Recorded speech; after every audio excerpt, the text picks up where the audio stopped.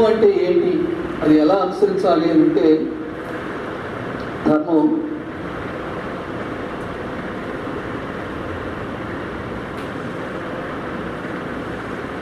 ఇతరులకు ఆపదలో సహాయం చేయటం ధర్మం. ఇతరులకి ఆపదలో సహాయం చేయటం అనేది ధర్మం. ఇతరులకు ఆపదలో కనుక మీకు సహాయం చేసినట్లే మీ ధర్మాన్ని పాటించినట్టు. అలాగే ఇతరులకు సంతోషాన్ని ఆనందాన్ని కలిగించేటువంటి పనిని మీరు చేస్తే మీరు ధర్మాన్ని నిర్వర్తించినట్టు. ఏ పని అయితే మీరు చేసేది సమాజానికి సంతోషాన్ని సుఖాన్ని ఇస్తుందో, సమాజ అభివృద్ధికి తోడ్పడుతుందో ఆ పనంతా ధర్మం. అలాగే నిష్కామ కర్మ, నిస్వార్థ సేవ, ఇవన్నీ ధర్మాలు. స్వార్థం లేకుండా, నీకంటూ ప్రయోజనం లేకుండా ఇతరులకు సేవ చేస్తే అది ధర్మమే. నిస్వార్థ సేవ, నిష్కామ కర్మ, అది ధర్మమే. నిస్వార్థ సేవ, నిష్కామ కర్మ, ఇవన్నీ కూడా ధర్మాలు. సో ఈ ధర్మాల్లో కొన్ని శ్లోకాలు ఉన్నాయి. ఒకసారి ఈ పురుషార్థ ధర్మాల కనుక వచ్చినట్టయితే, మనకు వివాహ సమయంలో పురోహితుడు మన చేత, అంటే అట్లీస్ట్ వరుడు చేత ధర్మేచ అర్థేచ కామేచ మోక్షేచ నాతిచరామి అని చెప్పిస్తాడు. జనరల్గా ఏం చెప్తారంటే, దానికి అర్థం అప్పట్లో మనం అడిగిన వాళ్ళు చెప్పేది ఏంటంటే, ధర్మాన్ని అనుసరిస్తాను, డబ్బును సంపాదిస్తాను, ఆ డబ్బుతో నా భార్య కోరికలు తీరుస్తాను, కోరికలు తీర్చి నేను మోక్షాన్ని ఇక్కడ సాధన చేస్తాను అని నేను ప్రతిజ్ఞ చేస్తున్నాను. ప్రామిస్ అంటే ప్రతిజ్ఞ. నేను ప్రతిజ్ఞ చేస్తున్నాను. సో నీ చేయి నాతి చరామి అంటే నీ చేయి విడువను, ఎప్పటికీ నీ చేయి అనేది విడిచిపెట్టను, అంటే నీకు డైవర్స్ ఇవ్వను అని అర్థం. నీ చేయి విడు, నాతి చరామి అంటే, నాతి అంటే భార్య మాట, నారి. సో నీ చేయి చరామి, నీ చేయి వదలను అని ప్రతిజ్ఞ చేసి తర్వాత డైవర్స్ ఇచ్చేస్తాను. సబ్సిక్వెంట్ డైవర్స్ అంటే వాటికి అర్థం తెలియకో మరి తెలుసు, తర్వాత డైవర్స్ మామూలుగా వెళ్ళిపోతాం జనాలు. నాతి చరామి అంటే అది. కానీ అది కాదు అర్థం.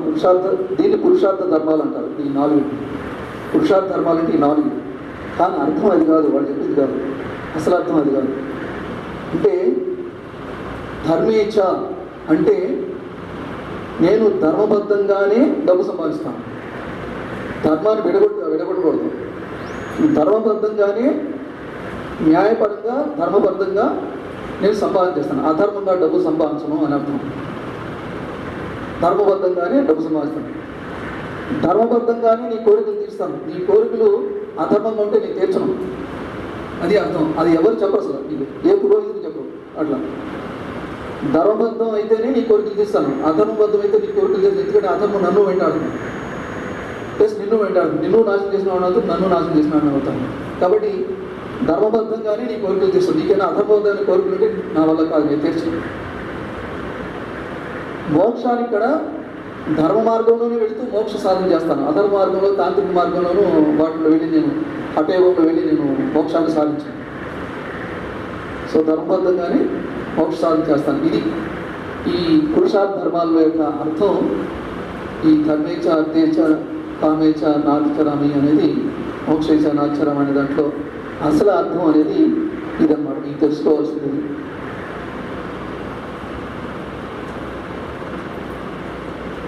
తర్వాత మనం దానం, కలియుగంలో దానం అనేది ముఖ్యమైనది. కలియుగంలో అన్నిటికన్నా ధర్మాల్లో మనం పాటించవలసింది దానం. ఈ దానం గురించి మనం ఏం చెప్తా అంటే, దయచేసి ఈ చెప్పిన వాక్యాన్ని మీరు రాసుకోండి, కాగితం లేనివాడు కనీసం మనసులో పెట్టుకోండి పర్మనెంట్గా. ఇక్కడ గ్రహించవలసిందంటే మనం చెప్పేది ఏంటంటే, నొక్కి చెప్తాడు మనం, ఎవరైనా మిమ్మల్ని దానం అడిగితే మీరు లేదు లేదు అనుకోకుండా అంతో ఇంతో ఇచ్చి పంపించాలి. మీ ఇంటికి ఎవరో వాళ్ళు ఒక బ్రాహ్మణుడు, ఇంకోడు, పురోహితుడు, ఇంకోడు ఏదో కార్యం మీద వచ్చి అది వాళ్ళకి అర్హత అంటే మీరు అర్హులకే దానం చేయాలి, అనర్హులకు దానం చేయకూడదు. వాళ్ళు అర్హులు అని మీరు తెలుసుకున్న తర్వాత తృణమో పడవో ఎంతో కొంత ఇవ్వమంటాడు మనకు. అంతేగాని ఒట్టి చేతితో పంపించకూడదంటాడు, ఎప్పుడు పంపించకూడదంట. మీరు లేకపోతే ₹10 నీకు బాగా ఉంటే ₹10 లేకపోతే ₹50 లేకపోతే ₹1000, అది నీ ఇష్టం. కానీ ఒట్టి చేతితో మాత్రం పంపించకూడదు. ఇచ్చినాడు అంతో ఇంతో వచ్చి అడిగిన వాళ్ళకి ఇవ్వాలి అంటాడు మన యొక్క ధర్మం, మన ధర్మం అది. అట్లాగే ఈ ధర్మం యొక్క ఫలితం ఎలా ఉంటుంది అని అంటే, ధర్మం ఎవరికి ధర్మం చేస్తే ఫలితం ఎక్కువ ఉంటుంది, ఎలా చేయాలి అని గురించే ధర్మాన్ని గురించి, జంతువులకు కనుక మీరు దానం చేస్తే దానమే ధర్మం. జంతువులకు కనుక దానం చేస్తే, ఆకలిగా ఉన్న జంతువులకి ఆహారం పెడితే మీకు 100 రెట్లు ఫలితం వస్తుంది. అలాగే నైతిక విలువలు ఉన్న వ్యక్తి కనుక మీరు దానం చేస్తే 1000 రెట్లు ఫలితం వస్తుంది. నైతిక విలువలు ఉన్నాడు అంటే తాగుబోతుకి, జోదగాడికి, పబ్బులకి వెళ్ళేవాడికి వీళ్ళకి కాదు, దొంగతనం చేసేవాడు కాదు, నైతిక విలువలు పాటించి ధర్మ మార్గంలో ఉండేవాడి కింద చేసినట్టయితే 1000 రెట్లు ఎక్కువ వస్తుంది ఫలితం. అట్లా కాకుండా ఆధ్యాత్మిక వ్యక్తులు కనుక గెలిస్తే కొన్ని 1000 రెట్లు వస్తుంది ఆధ్యాత్మిక వ్యక్తులకి. అలాగా మీకు సన్యాసులకి, గురువులకి, ఇలాంటి వాళ్ళకి ఇస్తే మీ యొక్క దానఫలం అనంతం. ఇక దానికి కొలత అనేది ఏం లేదు, అనంతం అన్నమాట. ఒకసారి కఠోపనిషత్తులో దానం గురించి చెప్తా అన్నమాట. కఠోపనిషత్తులో నచికేతుడు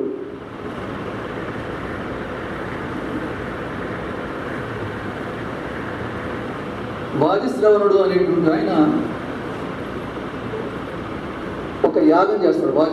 వాజిశ్రవణుడు ఆ యాగం ఎందుకు చేస్తాడంటే, లోకం మొత్తాన్ని పరిపాలించాలి అనేటువంటి ఆ సంకల్పంతో యాగం చేస్తాడు. ఆ యాగాన్ని చేస్తే ఏంటంటే, తనకున్నదంతా దానం చేయాలి. యాగంలో తనకి ఎంత ఉంటే అది మొత్తం అంతా ఇచ్చేయాలి, ఏమి ఎక్కపెట్టకుండా అంతా ఇచ్చేసేయాలి సర్వం. ఆయన యొక్క కుమారుడే నచికేతుడు. అయితే ఆయన యాగం చేసిన తర్వాత ఒట్టిపోయిన ఆవుల్ని ఇస్తాడు. అందుకని ఇక్కడ దానం చేసేటప్పుడు దానం యొక్క ధర్మం ఏంటంటే, దానం చేసేటప్పుడు నాణ్యమైన వస్తువులు మాత్రమే దానం చేయాలి. మనం వాడిన వస్తువుల్ని ఎట్టి పరిస్థితిలో దానం చేయకూడదు, మహాపాపం. వాడిన వస్త్రాలను కానీ, వాడిన వస్తువులను కానీ, వాడిన నగలను కానీ, ఏదైతే సరే మనం ఉపయోగించిన వాడిని కనుక మనం దానం చేస్తే అది పాపం మనకే అనుకోండి. సో నాణ్యమైనవి, శ్రేష్టమైనవి అర్హులకి, ఎవరైతే అర్హులో వాళ్ళకే ఇవ్వాలి, అర్హులు కాని వాళ్ళకి ఇవ్వడం. నాణ్యమైనవి, శ్రేష్టమైనవి అర్హులైన వాళ్ళకి, అవసరం ఉన్న వాళ్ళకి, అవసరం లేని వాళ్ళకి దానం చేయకూడదు. అవసరం ఉన్న వాళ్ళకి ఆ సరైన టైంలో, ఏ టైంలో వాళ్ళకి అవసరం ఆ టైంలోనే సరైన టైంలో నిర్మలమైన మనసుతో, సంతృష్టి చెందిన మనసుతో దాన గ్రహీతకి ఆనందం కలిగించే విధంగా దానం చేయాలి. అది దానం అంటే. అయితే ఈ నచికేతుడు యొక్క తండ్రి ఒట్టిపోయిన ఆవుల్ని ఇస్తాడు దానం యాగంలో. అప్పుడు నచికేతుడు తండ్రి కన్నా చాలా తెలివిగలాడు, ధర్మం తెలిసినాడు. అందుకని నచికేతుడు బాలుడైనా సరే ఆలోచించి, నా తండ్రి పాపంలో పడిపోతున్నాడు, ఈ ధర్మం అనేది నాణ్యమైన వస్తువులు ఏమైనా ఒట్టిపోయిన ఆవులతో ఉపయోగం ఉంది, పాడి ఆవులను ఇవ్వాలి. దానం చేయాలంటే పాడి ఆవుని దూడతో సహా ఇవ్వాలి. ఎప్పుడైనా సరే మీరు గుర్తుంచుకోండి, గోదానం అంటే పాలు ఇస్తున్నటువంటి ఆవుని దూడతో ఇస్తేనే గోదానం. దూడ లేకుండా పాలు ఇస్తున్న ఆవుని ఇచ్చినా సరే అది గోదానం కింద రాదు. సో వీడు దూడ లేదు కదా, పాలు ఇవ్వట్లేదు కదా, ఒట్టిపోయినట్టు పాలు ఇవ్వడు. దూడ లేదు, పాలు లేవు, గొడ్డుమతి, ఒట్టిపోయిన ఆవుని ఇచ్చాడు. అప్పుడు దీనికి వీడు చూసి ఈ జానంలోకి వెళ్ళి నచ్చిపోతాడు, అమ్మో నా తండ్రి చాలా పాపం పడిపోతున్నాడు, మళ్ళీ నరకానికి వెళ్తాడు, నా తండ్రిని ఎట్టి బస్సులో రక్షించుకోవాలి అని పాపం కాళ్ళ వేళ ప్రాధాయపడి నాన్నగారు అది అధర్మం, అది మీరు దాన ధర్మం మీరు తప్పుతున్నారు, అధర్మం, అట్లా కొట్టిపోయిన ఆవులు ఇవ్వకూడదు, మంచి ఆవులు ఇవ్వాలి, నా మాట వింటే నువ్వు నోరు మూసుకో పొరాడికి ఇంకే తెలుసు, నువ్వు నోరు మూసుకున్నాడు. 10 సార్లు చెప్తాడు, 10 మంది పాపం వచ్చేసి నోరు మూసుకో అంటాడు అన్నమాట. ఇది చేసేది లేక మళ్ళీ రాత్రిలో ఆలోచిస్తాడు, నచ్చిపోతాడు. ఆలోచించి మళ్ళీ పొద్దున్నే ఉదయం అంటాడు, సరే నాన్నగారు నేను ఏం చెప్పినా మీరు నా మాట వింటలేదు, అది పాపం అది అంటే, నాకు తెలిసిన పాపం నాకు తెలిసి నేను చెప్పాల్సిన పని అంటాడు. మరుసటి రోజు ఇక లాభం లేదని, సరే నేను ఇక ఏం చెప్పవచ్చలేదు, మరి నేను కూడా ఉన్నా కదా, నన్ను ఎవరికి దానం చేస్తావో అని అడుగుతాడు. అంటే పుత్రుడు అంటే ప్రేమ కదా, పుత్రుడు చాలా విలువైన వాడు, అది నాణ్యమైన వస్తువు, విలువైంది, నిజమైంది, దానికి అది దానం చేస్తే చాలా పుణ్యం, పుత్రుడు దానం చేస్తాడు. అందుకని అది ఆలోచించి నచికేతుడు నన్ను ఎవరికి దానం, కనీసం నన్ను దానం చేస్తే ఈ పాపం హరించిపోతుందనే ఉద్దేశంతో నన్ను ఎవరికి దానం చేస్తున్నావు అంటాడు. అంటే నిన్ను దానం చేసేది మర్చిపోయిందా, నిన్ను దానం చేసేది పోదు అంటాడు. అట్లా 10 సార్లు అడిగేదానికి ఎన్నిసార్లు చెప్పినా వీడు నన్ను ఎవరు దానం చేస్తాను తీసుకొచ్చేసి పొరా నేను ఎముడికి ఇస్తాను పో అన్నాడు. సరే పాపంతో అతనికి సరే నాన్నగారు అన్నాడు. మనసుతో లేవగానే శుభ్రంగా అగ్నిని ఉంచేసి ఆకుతైపోతాడు. ఆ మంత్రం చదువుకుంటాడు, మా నాన్నగారు నన్ను ఎముడికి అర్పించేస్తున్నాడు, నేను ఎముడి దగ్గరికి వెళ్ళిపోతున్నాను మనసు అర్పించుకుని ఆ సంకల్పం చేసుకుని అగ్నిలోకి వెళ్ళిపోతాడు. వెళ్ళిపోతే సరాసరి ఏం చేస్తాడు, ఎముడి దగ్గరికి వెళ్ళిపోతాడు. యమధర్మరాజు దగ్గరికి వెళ్ళిపోతే యమధర్మరాజు ఉండడు, ఇంటి దగ్గర ఉండడు, 3 రోజులు ఉండడు. ఆ యమధర్మరాజు ఇంటి గేట్ దగ్గర ఉంటాడు. నచికేతుడు ఉత్తమమైన బ్రాహ్మణుడు, పైగా అతిథి.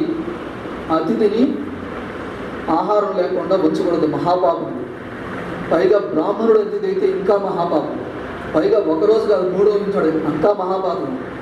ఇది చూసి యమధర్మరాజు అయ్యో ఎంత పాపం జరిగింది, వీడు బ్రాహ్మణుడు పైగా అతిథి, నాకు ఇప్పుడు ఏదో శిక్ష అనిపించి రాలా నచికేతుడి దగ్గరికి, దానం చేస్తే వచ్చాడు కాబట్టి అతిథి.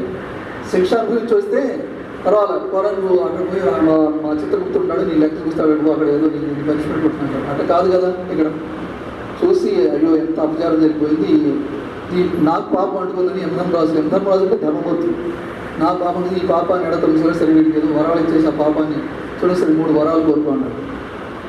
సరే ఆ కథ అంతా చెప్పాలంటే ఈ ధర్మాన్ని మనం డైవర్ట్ చేసినట్టుంది. ఎందుకు చెప్తున్నానంటే ఈ ధర్మం అనేది సరే ఆయన కోరుకుంటాడు వరాలు, తండ్రి మనం మేము ఇచ్చేయాలంటాడు, మోక్షం కావాలంటాడు. అసలు ఆత్మ గురించి మనిషికి మోక్షం ఏ విధంగా వస్తుంది, మరణించిన తర్వాత మనుషుడు జీవిస్తాడు అని అంటారు కొందరు జీవించరు అంటారు. ఇందులో ఏది కరెక్ట్ అని యమధర్మరాజుని అడుగుతాడు. మనిషి మరణించిన తర్వాత మళ్ళీ జీవించడు అని కొందరు అంటారు, కాదు మళ్ళీ జీవిస్తాడు అని కొందరు అంటారు. ఈ రెండింటిలో ఏది కరెక్ట్ అని అడుగుతాడు మనం నచికేతుడు. ఎంత దానికి చక్కగా సమాధానం ఇస్తాడు. అది మనం ఇంటికి వెళ్తే మనం ధర్మానికి డైవర్ట్ అవుతాం, ధర్మానికి డైవర్ట్ అవుతాం.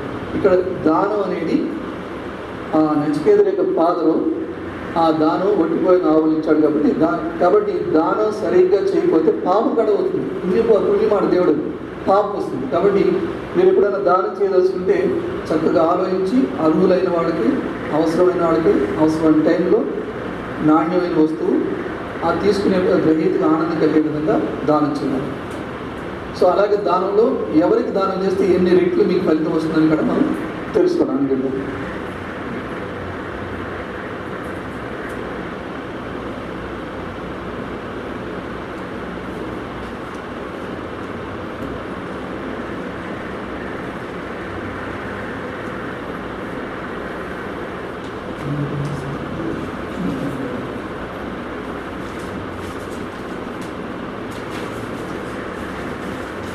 ధర్మానికి సంబంధించినటువంటి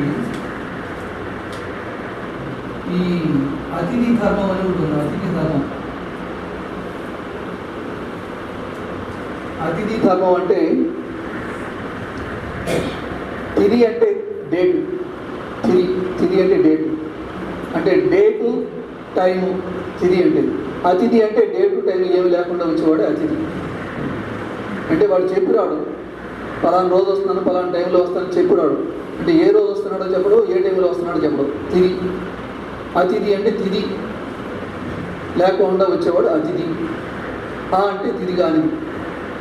సో అతిథి అదే అతిథి అభ్యాగతులు అంటారు. అభ్యాగతుడు అంటే ముందు చెప్పొస్తాడు, నేను పలానా రోజు వస్తున్నాను, పలానా టైంకి వస్తున్నాను, పలానా టైంకి వస్తున్నాను అన్నీ చెప్తాడు. ఆ అభ్యాగతుడు ఖచ్చితంగా నేను ఈ రోజు ఉంటానని కూడా చెప్తాడు, వాడు అభ్యాగతుడు. సో అతిథికి వేరు, అభ్యాగతుడికి వేరుగా ఉంటుంది ధర్మం. సో ఈ అతిథి ధర్మం ఏంటంటే, అతిథిగా ఎవరన్నా వస్తే వాళ్ళకి చక్కగా కాళ్ళు కొట్టుకుంటే నీళ్ళు ఇచ్చి, ఉచిత ఆసనం వేసి, చక్కని భోజనానికి వస్తే చక్కని భోజనం పెట్టి, అతని మనసు సంతోషంగా ఉండేటట్టు చేస్తాం అనేది అతిథి ధర్మం. అది ధర్మం. అయితే ఒకసారి భరద్వాజుడు అనేటువంటి ఒక బ్రాహ్మణుడు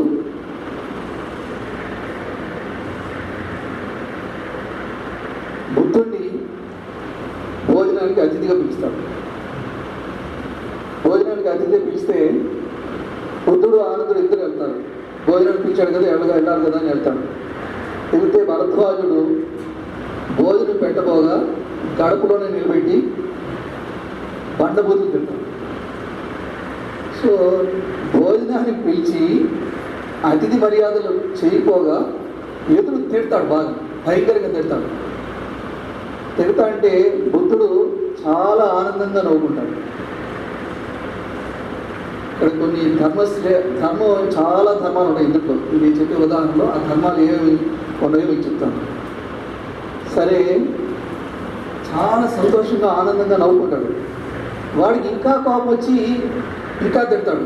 మనం ఒక మనిషిని మనం తిడుతున్నామంటే మన యొక్క ఆలోచన ఎట్లా ఉంటుంది? నేను తిడుతున్నాను అంటే ఎదుటివాడు బాధపడాలి, బాధపడితే అప్పుడు నా అహంకారం తృప్తి చెందుతుంది.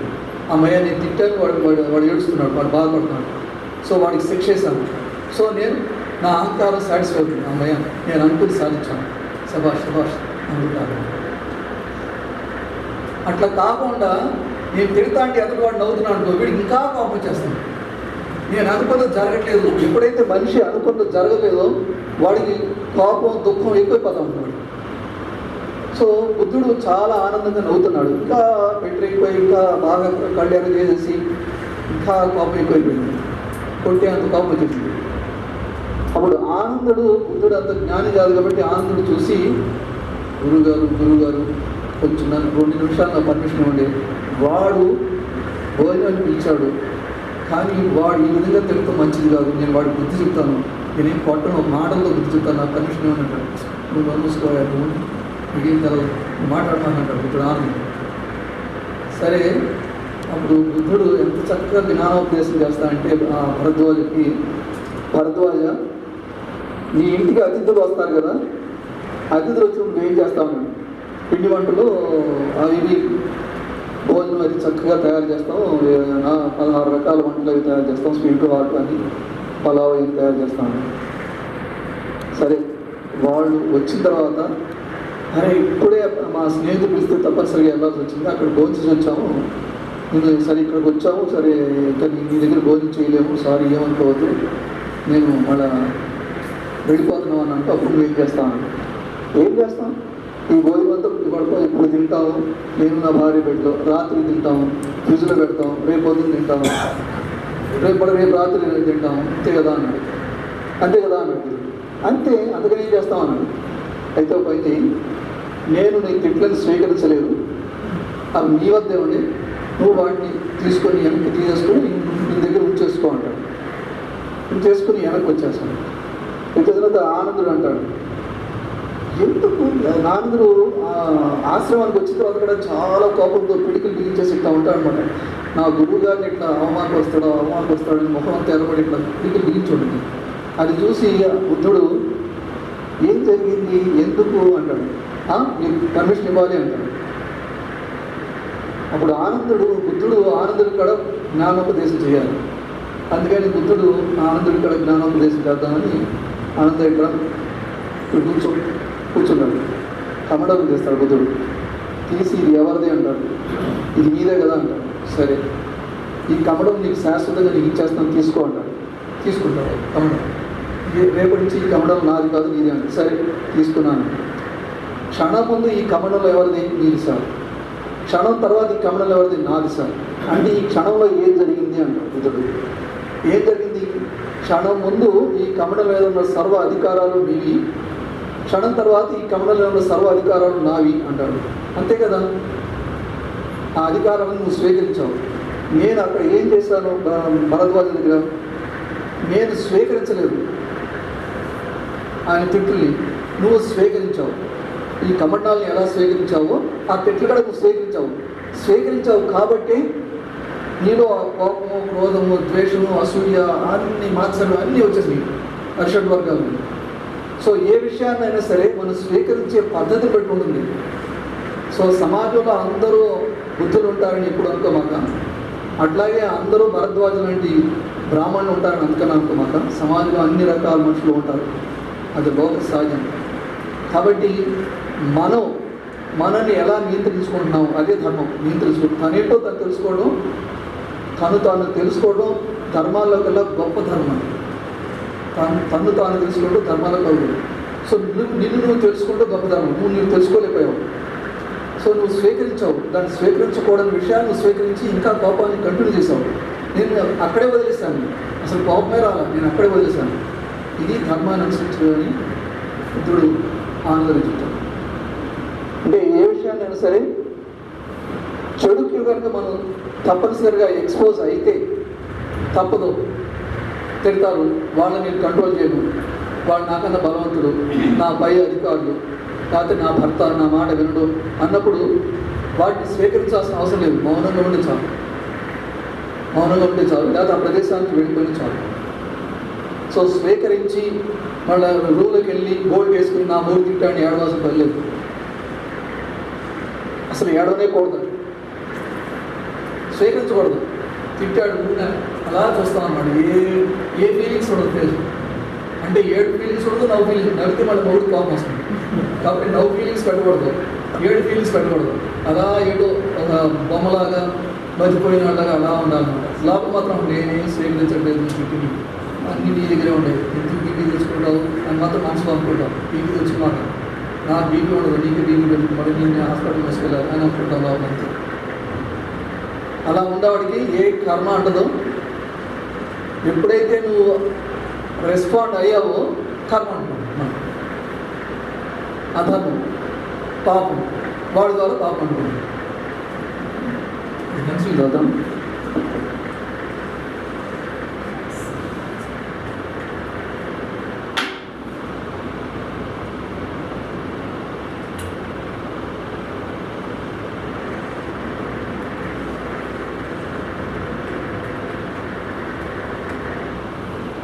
కొన్ని ఇంపార్టెంట్ మనుధర్మాలు ఉన్నాయి, మీరు పాటించాలి. ఇంపార్టెంట్ మనుధర్మాలు ఏంటంటే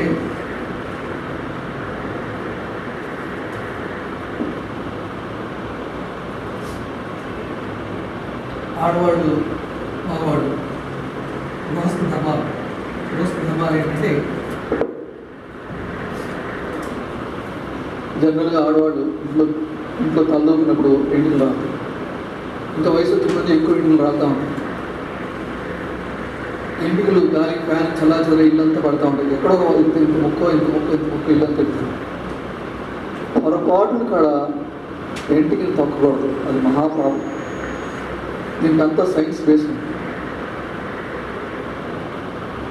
ఎంట్రుకల్ని తాకకూడదు. అలాగే మనిషికి టెన్షన్ ఎక్కువైనప్పుడు గోడలు కొరుకుతూ ఉంటారు, ఇట్లా కొరుకుతూ ఉంటారు. గోడను కొరకడం కూడా మహాపాపం. గోడను కత్తిరించాలి కానీ కొరకూడదు. దీనికి సైన్స్ ఉంటుంది, ప్రతిదానికి సైన్స్ ఉంది. గోడను ఎందుకు కొరకూడదు అంటే చూడండి, గోడ లోపల పెట్టింది, ఆ గోడ లోపలికి పెట్టింది. ఎడం చేయి దేనికి ఉపయోగిస్తాం ఇది తెలుసు, కుడి చేయి దేనికి ఉపయోగిస్తాం తెలుసు. ఎడం చేయి గోడలో ఇంకెక్కువ ఉంటాయి బ్యాక్టీరియా లోపల, గోడలో ఉంటాయి. సో వీటి నోటి పెట్టి ఇట్టిట్టాను బ్యాక్టీరియా మొత్తం లోపలికి వెళ్తుంది, ఖచ్చితంగా హాని జరుగుతుంది. కుడి చేయండి, కుడి చేయి కూడా పెట్టుకోండి. సో ఎప్పుడు ఆ గోడ కొనుక్కున్నాం అంటే బ్యాక్టీరియా లోపల తీసుకున్నట్లయితే ఇది మరువు చెప్పిన ధర్మం. ప్రతి మరువు ధర్మానికి సైన్స్ ఆధారం ఉంటుంది. సో గోడను ఫ్రీక్వెంట్గా కొనుక్కుంటాం కానీ ఫ్రీక్వెంట్గా తల వెంట్రుకలు కత్తిరిస్తాం కానీ అలా చేయకూడదు. అలాగే ఎంట్రుకల మీద నడవకూడదు. పొరపాటు కూడా ఎంట్రుకలు తొక్కకూడదు. కొన్ని నిషిద్ధం. అంటే ఇప్పుడు మనం ఆహారం కనుక తీసుకున్నట్టయితే ఆహారంలో వెంట్రుకలకు వద్దాం. వెంట్రుకలకి మహర్షులు, హిమాలయాల్లో ఉన్న మహర్షులు ఋషిప్రోక్తంగా చెప్తున్నాను నేను. మహావతార్ బాబాజీ గారు స్వయంగా చెప్తున్నాను. కొన్ని దేవరహస్యాలని మీకు చెప్పాలన్నా చెప్తున్నాను. కొందరు చెప్పరు, దేవరహస్యాలను చెప్పరు. ఆయన చెప్పాలన్నాను. ధర్మాన్ని బోధించేప్పుడు ధర్మమే భగవంతుడు చెప్పాలి రహస్యాలని. కొన్ని దేవరహస్యాలు ఏంటంటే చాలామందికి తెలియదు ఏంటంటే, ఈ జుట్టు ఉంది కదా, ఈ జుట్టుని ఎప్పుడు పడినప్పుడు రెండు చేతులతో పొరపాటు కూడా రెండు చేతులతో జుట్టును కోసుకోకూడదు. స్నానం అనేది శిరస్సుతోనే చేయాలి. శిరస్సు లేకుండా స్నానం చేయకూడదు. వనధర్మం ఉంది. నువ్వు కుమ్మిడిగా పెట్టుకుపోయిన పర్వాలా, షాంపూ పెట్టుకుపోయిన పర్వాలా, కనీసం 2-3 చెవులు ఒట్టినీళ్ళు పోసేసుకోవాలి ప్రతిరోజు. రెండు చేతులతో తలను గోక్కోకూడదు. అలాగే ఎంగిలి చేతితో తలను గోక్కోకూడదు. ఎంగిలి చేతితో తలను ముట్టుకోకూడదు. ఎంగిలి చేతితో. అన్నిటికన్నా ఉత్తమైంది ఏంటంటే మన తల వెంట్రుకలు, మహావతార్ బాబాజీ స్వయంగా చెప్పింది, మన తల వెంట్రుకలు దే ఆర్ యాంటీనా. అంటే సిగ్నల్స్ని రిసీవ్ చేసుకుంది మన తల వెంట్రుకలు. ఏ సిగ్నల్స్ని పూర్వజన్మలో చేసినట్టు వాటిని సిగ్నల్స్ తీసుకుంటుంది. అది మంచిది కాదు. సో అందుకని ఉత్తమమైనది ఏంటంటే వెంట్రుకలు తీసేసి గుండు కొడుచుకుంటూ ఉత్తమైంది. అందుకని మీరు చూస్తే గొప్ప గొప్ప యోగులు, చిన్నజీవి స్వామి చూడండి, పరిపూర్ణానంద స్వామి చూడండి, గొప్ప గొప్ప యోగులందరూ అట్లాగే బౌద్ధ భిక్షులు అందరూ, బౌద్ధ భిక్షులకి తప్పనిసరిగా అది గుండు కొట్టించుకోవడం తప్పనిసరి. ఇంతకడ పెరగనీరు, ప్రతి 3 days గుండు చేయాల్సింది. ఇంతకడ